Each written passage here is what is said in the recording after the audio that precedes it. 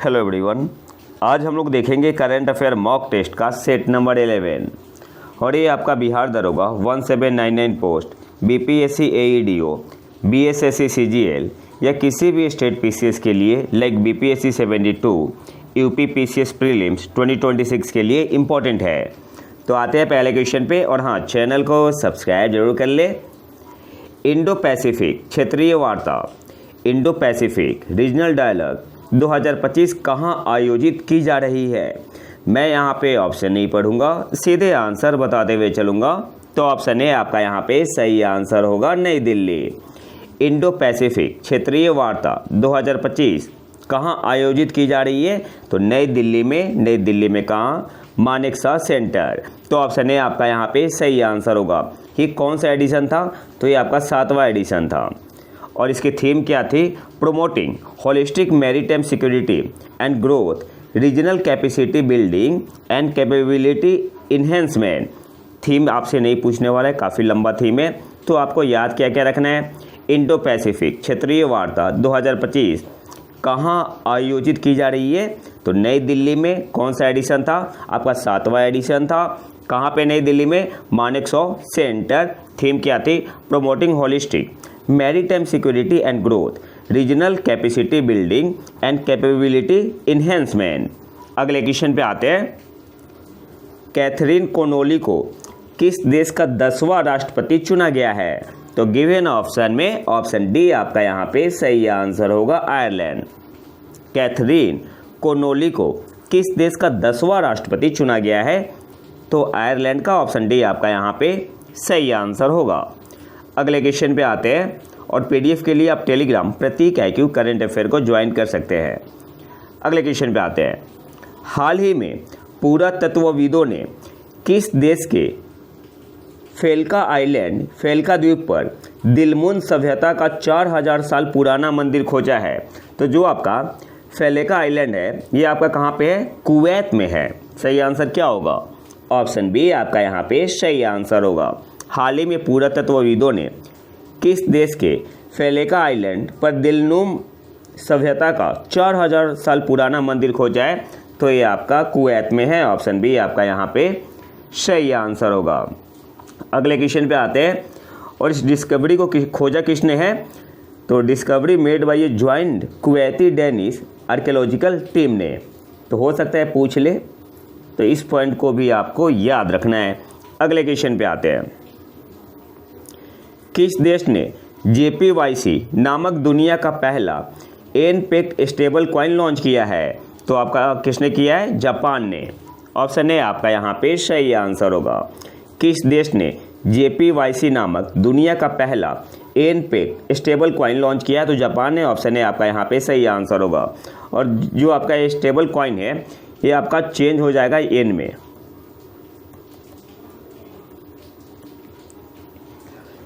और इस stable coin को बैक कौन कर रहा है? The stable coin is fully backed by Japanese government bonds and domestic savings. याद क्या क्या रखना है? किस देश ने JYPC नामक दुनिया का पहला एनपेक्ड स्टेबल कॉइन लॉन्च किया है? तो जापान ने किया है। और यह विश्व का पहला world first yen pegged stable coin है जिसको इशू किया है by the startup JYPC inc ने। और इसको बैक कौन कर रहा है? The stable coin is fully backed by Japanese government bond and domestic savings. अगले क्वेश्चन पे आते हैं।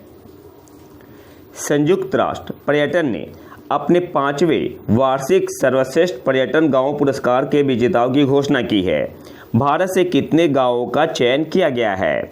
पूछ क्या रहा है कि अभी हाल ही में यूनाइटेड नेशन टूरिज्म यानी संयुक्त राष्ट्र पर्यटन ने अपने 5वें वार्षिक सर्वश्रेष्ठ पर्यटन गांव पुरस्कार के विजेताओं की घोषणा की है। भारत से कितने गांव का चयन किया गया है इसमें?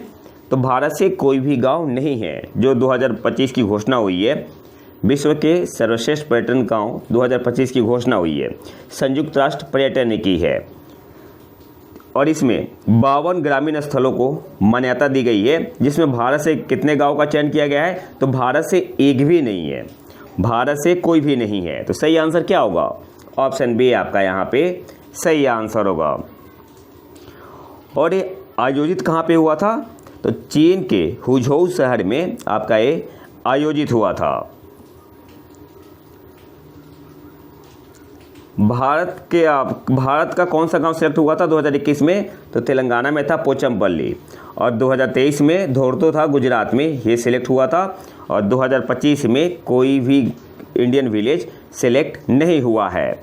और ये जो आपका है ये लॉन्च कब हुआ था? ये आपका लॉन्च हुआ था 2021 में। कब लॉन्च हुआ था? 2021 में, under the event tourism for rural development programme. ये जो अवार्ड दिया जाता है आपका लॉन्च कब हुआ था? 2021 में। किसके अंदर? Under the event tourism for rural development programme. तो आपसे एग्जाम में कहीं से भी क्वेश्चन पूछ सकता है। अगले क्वेश्चन पे आते हैं। खगोल विज्ञान और खगोल भौतिकी पर 18वां अंतर्राष्ट्रीय ओलंपियाड 2025 कहाँ आयोजित किया गया? तो ये आपका किया गया था मुंबई में। ऑप्शन सी आपका यहाँ पे सही आंसर होगा। खगोल विज्ञान एस्ट्रोनॉमी और खगोल भौतिकी एस्ट्रोफिजिक्स पर 18वां अंतर्राष्ट्रीय ओलंपियाड 2025 कहाँ आयोजित किया गया? तो मुंबई में। ऑप्शन सी आपका यहाँ पे सही आंसर होगा। अब यहाँ से कुछ इंपॉर्टेंट पॉइंट देख लेते हैं। आयोजित कहाँ पे हुआ था? मुंबई में 15 से 21 अगस्त। भारत ने टोटल 5 मेडल जीते, जिसमें 4 आपका क्या गोल्ड था और 1 था सिल्वर। और इस ओलंपियाड को भारत तीसरी बार, थर्ड टाइम होस्ट कर रहा है। और इस्टेब्लिश कब हुआ था? International olympiad on astronomy and astrophysics, इसकी स्थापना कब हुई थी? 2007 में। ये पूछता है आपसे, स्थापना कब हुई थी? 2007 में। और इस इवेंट को ऑर्गेनाइज किसके द्वारा किया गया? तो Homi Bhabha centre for science education, Tata institute of fundamental research, मतलब HPCSE एंड TIFR के द्वारा। अगले क्वेश्चन पे आते हैं।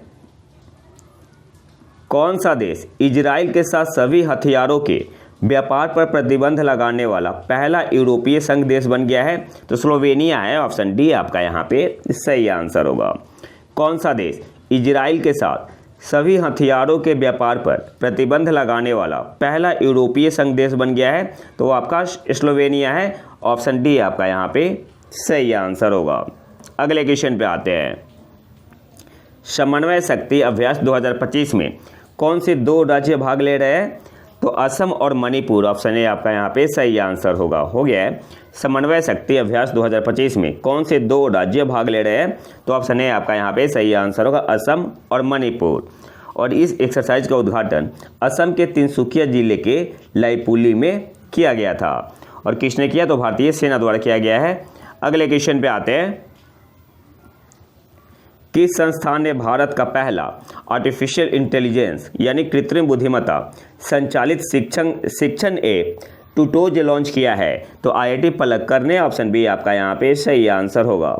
किस संस्थान ने भारत का पहला AI संचालित शिक्षण ऐप टूटोज लॉन्च किया है? तो IIT पलक्कड़ ने। अब यहाँ से कुछ इंपॉर्टेंट पॉइंट देख लेते हैं। IIT पलक्कड़ ने प्रतियोगी परीक्षाओं की तैयारी कर रहे छात्रों के लिए भारत का पहला AI संचालित लर्निंग ऐप लॉन्च किया है। नाम क्या है? टूटोज नाम है। टूटोज नाम के इस ऐप को IIT पलक्कड़ स्थित एक स्टार्टअप रेविन टेक्नो सॉल्यूशंस ने विकसित किया है। तो ये भी इंपॉर्टेंट है और ऐसा क्वेश्चन UPSC या स्टेट PCS पूछ सकता है। और टूटोज को JEE राष्ट्रीय पात्रता सह प्रवेश परीक्षा यानी नीट और कैट जैसी प्रतियोगी परीक्षाओं के लिए डिजाइन किया गया है। अगले क्वेश्चन पे आते हैं। 2025 एशियाई युवा खेलों में अंडर 18 लड़कों और अंडर 18 लड़कियों की कबड्डी स्पर्धाओं में किस देश ने गोल्ड मेडल जीता, स्वर्ण पदक जीता? तो सबसे पहले तो आपको याद रखना है कि जो 2025 एशियाई युवा खेल हो रहा है ये आपका तीसरा एडिशन है। पहला पॉइंट, ये आपका तीसरा एडिशन है। और ये कहाँ पे हो रहा है? बहरीन में। कहाँ हो रहा है? बहरीन में। और अंडर 18 लड़कों और अंडर 18 लड़कियों की कबड्डी स्पर्धाओं में किस देश ने स्वर्ण पदक जीता? तो दोनों में भारत ने जीता है। ऑप्शन सी आपका यहाँ पे सही आंसर होगा। अब यहाँ से जो जो इंपॉर्टेंट पॉइंट है वो हम यहाँ पे देखेंगे। सबसे पहले 2025 एशियाई युवा खेल बहरीन में हुआ। लड़कियों की टीम ने किसे हरा के गोल्ड मेडल जीता? तो लड़कियों की टीम ने फाइनल में ईरान को हरा के गोल्ड मेडल जीता। और कितने से हराया ये भी पूछता है, तो 75-21 से, 75-21 से। और ये पूछेगा एग्जाम में, ये एग्ज़ाम में आपसे पूछेगा। इसके अलावा लड़कों की टीम ने भी गोल्ड मेडल जीता है अंडर 18 में। और लड़कों की टीम ने किसे हराया? तो लड़कों की टीम ने भी ईरान को ही हराया, ईरान को हराया। कितने से हराया? तो 35-32 से, 35-32 से। इसके अलावा तीसरा एडिशन था आपका, ऑफिशियल मैस्कॉट क्या है? तो साहब है, साहब, एलोंग विथ नज्म और दाना, एलोंग विथ नज्म और दाना। अगले क्वेश्चन पे आते हैं। हिंदुस्तान एरोनॉटिक्स लिमिटेड ने भारत में SJ-100 नागरिक विमानों के निर्माण के लिए किस देश की सार्वजनिक कंपनी यूनाइटेड एयरक्राफ्ट कॉरपोरेशन के साथ समझौता ज्ञापन पर हस्ताक्षर किए हैं? तो रूस। ऑप्शन ए आपका यहाँ पे सही आंसर होगा। HAL यानी हिंदुस्तान एरोनॉटिक्स लिमिटेड ने भारत में SJ-100 नागरिक विमानों के निर्माण के लिए किस देश की सार्वजनिक कंपनी यूनाइटेड एयरक्राफ्ट कॉरपोरेशन के साथ समझौता ज्ञापन पर हस्ताक्षर किए हैं? तो ऑप्शन ए आपका यहाँ पे सही आंसर होगा, रूस। और ये साइन कहाँ पे हुआ था? तो मॉस्को रसिया में साइन हुआ है। और जो SJ-100 है ये ट्विन इंजन है, ये भी याद रखना है, ट्विन इंजन है। और पहला ऐसा उदाहरण होगा जिसमें भारत में एक पूर्ण यात्री विमान का उत्पादन किया जाएगा। इससे पहले HAL द्वारा एवरो HS 748 का उत्पादन था, जो 1961 में शुरू हुआ था, लेकिन 1988 में क्या हुआ था? समाप्त हो गया था। तो मतलब सक्सेस नहीं हुआ। और ये करेगा क्या? तो आपका जो उड़ान स्कीम है ना, इसे इम्प्रूव करेगा, उड़ान स्कीम को आपका इम्प्रूव करेगा। और एक गेम चेंजर होगा शॉर्ट हॉल कनेक्टिविटी में अंडर उड़ान स्कीम। अगले क्वेश्चन पे आते हैं। 2025 एशिया प्रशांत आर्थिक सहयोग शिखर सम्मेलन का मेजबान कौन सा देश है? शॉर्ट में से बोलते हैं एपेक। तो गिवन ऑप्शन में ऑप्शन बी आपका यहाँ पे सही आंसर होगा, साउथ कोरिया। 2025 एशिया प्रशांत आर्थिक सहयोग शिखर सम्मेलन का मेजबान कौन सा देश है? तो साउथ कोरिया। ऑप्शन बी आपका यहाँ पे सही आंसर होगा। अच्छा, एपेक का सचिवालय कहाँ पे है? ये भी इंपॉर्टेंट है, ये भी आपसे पूछ सकता है। एपेक का सचिवालय कहाँ पे है? तो ये आपका सिंगापुर में है, सिंगापुर में है। इसकी स्थापना कब हुई थी? एशिया प्रशांत आर्थिक सहयोग, एपेक की स्थापना कब हुई थी? 1989 में, 1989 में। और यह एक क्षेत्रीय आर्थिक मंच है जो एशिया प्रशांत क्षेत्र में व्यापार, सस्टेनेबल डेवलपमेंट यानी सतत विकास और एकीकरण को बढ़ावा देता है। और 2025 में जो आपका एशिया प्रशांत आर्थिक सहयोग शिखर सम्मेलन हुआ, कहाँ पे? साउथ कोरिया में हुआ। और दक्षिण कोरिया के कौन से शहर में? ग्योंगजू में। तो ये भी नाम दे सकता है एग्जाम में। अब आते हैं मेंबर कंट्री पे। तो एपेक में टोटल 21 देश है, 21 देश है। भारत इसका मेंबर नहीं है, भारत सदस्य नहीं है एपेक का, नहीं है। कौन कौन देश? 21 देश। रसिया है, चाइना है, वियतनाम है, थाईलैंड है, मलेशिया है, सिंगापुर है, रिपब्लिक ऑफ कोरिया है, आपका जापान है, चाइनीज तैपेई, इसको ताइवान भी बोलते हैं, ताइवान है, हांगकांग है, फिलीपींस है, ब्रुनेई दारुसलाम है, पपुआ न्यू गिनी है, इंडोनेशिया है, ऑस्ट्रेलिया है, न्यूजीलैंड है, कनाडा है, अमेरिका है, मैक्सिको है, पेरू है और चिली है। तो आपसे एग्जाम पूछ सकते हैं कौन सा देश इसमें एपेक कंट्री का मेंबर है, कौन सा देश नहीं है। तो ये नाम आपको पता होना चाहिए। अगले क्वेश्चन पे आते हैं। वैश्विक रूप से महत्वपूर्ण कृषि विरासत प्रणाली, globally important agricultural heritage system, short में इसे बोलते हैं GIAHS, किस संगठन की एक पहल है? तो जो आपका GIAHS है, globally important agricultural heritage system, ये आपका FAO का पहल है, खाद्य एवं कृषि संगठन। तो ऑप्शन डी आपका यहाँ पे सही आंसर होगा। वैश्विक रूप से महत्वपूर्ण कृषि विरासत प्रणाली, globally important agricultural heritage system किस संगठन की पहल है? तो खाद्य एवं कृषि संगठन यानी FAO। ऑप्शन डी आपका यहाँ पे सही आंसर होगा। यहाँ से छोटा सा पॉइंट देख लेते हैं।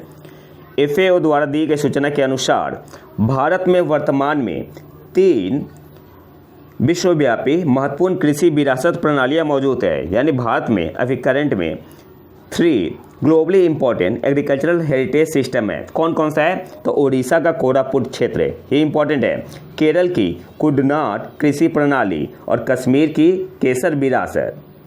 तो ये आपको पता होना चाहिए। बाकी यहाँ जो डिटेल में है कुछ ज़्यादा इंपॉर्टेंट नहीं है, लेकिन आप PDF में इसे देख सकते हैं जो मैंने अपने टेलीग्राम चैनल प्रतीक IQ करंट अफेयर पे डाल दिया है। अगले क्वेश्चन पे आते हैं। न्यूम्बो सेफ्टी इंडेक्स मध्य 2025 के अनुसार भारत में सबसे सुरक्षित शहर कौन सा है? तो ये आपका मैंगलोर है। ऑप्शन ए आपका यहाँ पे सही आंसर होगा। न्यूम्बो सेफ्टी इंडेक्स मिड 2025 के अनुसार भारत में सबसे सेफ्टी शहर कौन सा है? तो मैंगलोर है। ऑप्शन ए आपका यहाँ पे सही आंसर होगा। अब यहाँ से कुछ इंपॉर्टेंट पॉइंट देख लेते हैं। अच्छा, मैंगलोर के बाद कौन है? तो मैंगलोर का स्कोर कितना है? 74.2 है। और भारत 55.8 अंकों के साथ 55.8 अंकों के साथ 67वें स्थान पर रहा है। और मैंगलोर भारत का सबसे सुरक्षित शहर बनकर उभरा। कितना स्कोर है मैंगलोर का? तो 74.2 और वैश्विक स्तर पे 49th पोजीशन पे है। और मैंगलोर के बाद आपका आता है वडोदरा का स्कोर कितना है? 69.2। फिर आपका अहमदाबाद का स्कोर कितना है?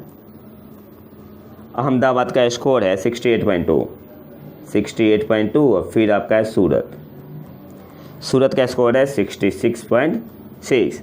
और वैश्विक स्तर पर संयुक्त राज्य अमीरात का अबू धाबी 88.8 अंक के साथ 9वें वर्ष अग्रणी रहा। तो सारे इंपॉर्टेंट पॉइंट है। अगले क्वेश्चन पे आते हैं।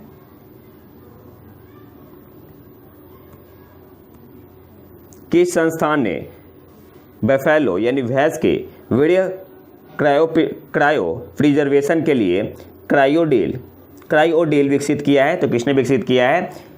NIANP बेंगलुरु ने, यानी national institute of animal nutrition and physiology Bengaluru ने। ऑप्शन है आपका यहाँ पे सही आंसर होगा। इसके अलावा एक और पॉइंट आपको याद रखना है। सबसे पहले तो किसने डेवलप किया है क्रायोडील को, और किसके लिए किया है? तो जो क्रायोडील विकसित किया है national institute of animal nutrition and physiology यानी राष्ट्रीय पशु पोषण एवं शरीर क्रिया विज्ञान संस्थान बेंगलुरु ने, तो भैंस के वीर्य क्रायो प्रिजर्वेशन के लिए। अगले क्वेश्चन पे आते हैं। किस राज्य सरकार ने सरकारी प्रस्ताव के माध्यम से गणेशोत्सव उत्सव को राज्य उत्सव घोषित किया है? तो महाराष्ट्र ने, और इसे तुक्का मार के भी आप सही कर सकते हैं। तो ऑप्शन बी आपका यहाँ पे सही आंसर होगा।